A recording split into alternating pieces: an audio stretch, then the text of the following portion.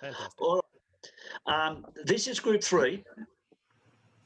And let me just have a look at this. All right.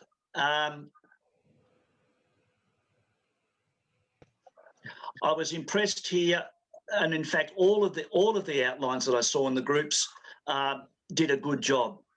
The introduction here sets out the good balance, and what I wanted to highlight, and this is an important factor, the issue of the Christology. Now, I know the question did not specifically say how does Noah and Adam point to Jesus, but it's implied, and when you have the expression new Adam, that really sort of screams out Christology in a sense, if I can use that metaphor. So group 3 has got this. So the introduction does indicate that clearly. We're going to determine the extent to which Noah is presented as a new Adam in the following essay, demonstrate the similarities and differences between Noah and Adam to reveal this. We'll also outline the significance this has in pointing to Jesus. Okay, so that's good. Now moving into the body, the similarities are there, and I won't go through every single one, but you've got there some good relevance, and the only thing is I would suggest to enhance this, those body points do need to have explicit references. I mentioned this to one group. I can't think which group I shared it with, but the question was asked, how many references do we have to have? And I would say you need like a balance between too few and too many. For each of these body sentences, all right, there are some references there. I just wanted to encourage you to look at what references would be most relevant, and all of those there in the similarities you've got there, that's helpful. The similar and the differences, Adam disobeyed, but Noah obeyed and then disobeyed. Consequences of their sin, different contexts. So all of that is very helpful. Point 3 there, Adam and Noah's covenants, not sort of fleshed out there. A good topic sentence and brief. You don't want to go too far into detail, bearing in mind you've only got 1,000 words. Now, I like topic sentence 4. There you've gone to Romans 5, which is truly appropriate, and the ones who have survived the flood, etc. So that's a very good outline. The conclusion, that, of course, as you've said there, needs to add a few points. What you would do there would be to take what you said. I've often thought, as a conclusion, take your introduction and cast it without being slavishly, literal, to reframe and say, as a result of this discussion, it has been demonstrated that, and that you can simply summarise what you've done. So I would say that this outline is a very competent one. It deals with the similarities and contrasts. It does have a clear Christological focus, and that typically is the last topic sentence. So this outline does well. And as it stands, the conclusion's a bit skinny, but as exactly what you've said, and I know from our discussion when I was with you a few moments ago. So, guys, well done.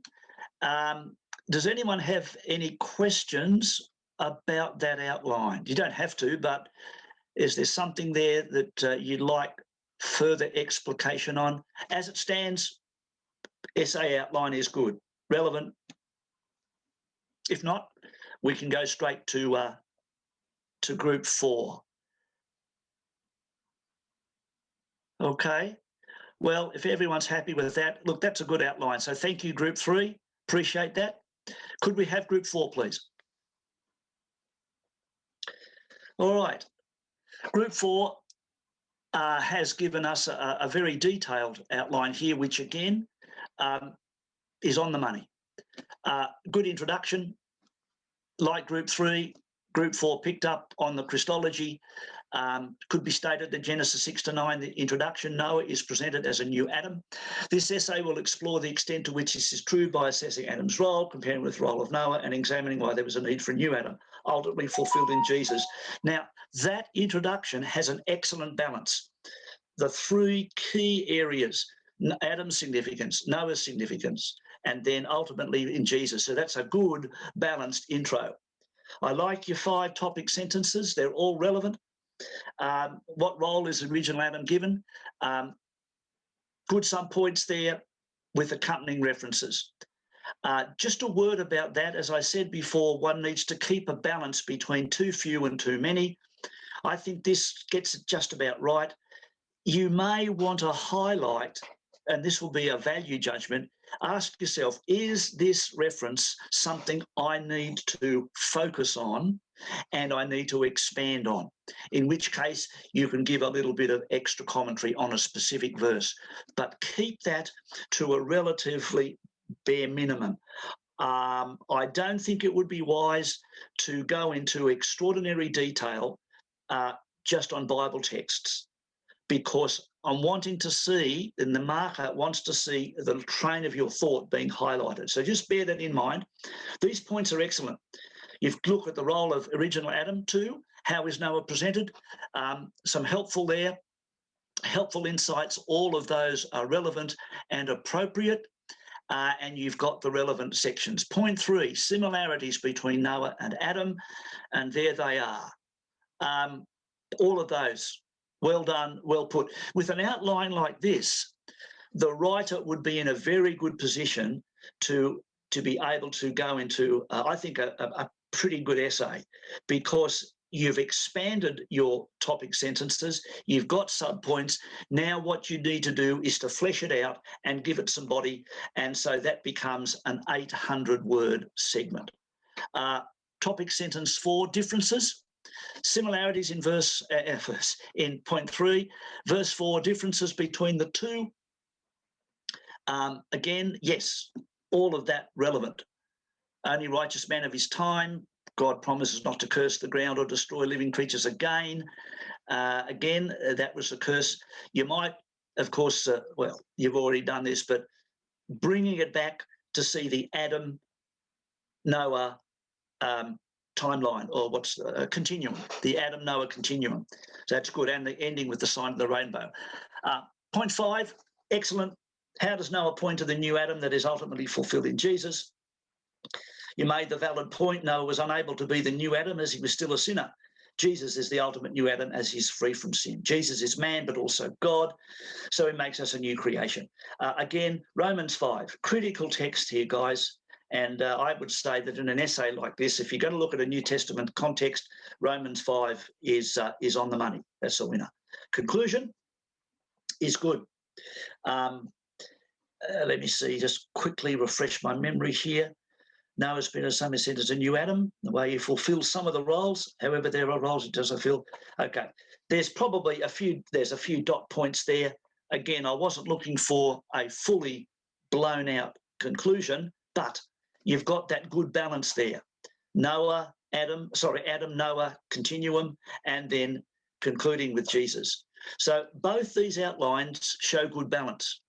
The balance is between Noah, Adam, and Christ, and how you then describe the similarities and the contrasts, and bringing to a conclusion how the new Adam phenomenon is fulfilled in Jesus. So well done, everybody. That's impressive. And as I said, both those outlines, once it's fleshed out, should be good. Thank you. I'll hand back to you, Dave. Oh, sorry, before I go, if I may. One of the students reminded me of something I omitted. If you go back, and I won't spend a lot of time on this, but on page 30, you'll see there 100 words, 800 words, 100 words. Intro, body, conclusion. There's a 10% variation. Academic procedures, and it's pretty well universal. If you submit an essay with 10% less or more, that falls within the boundary.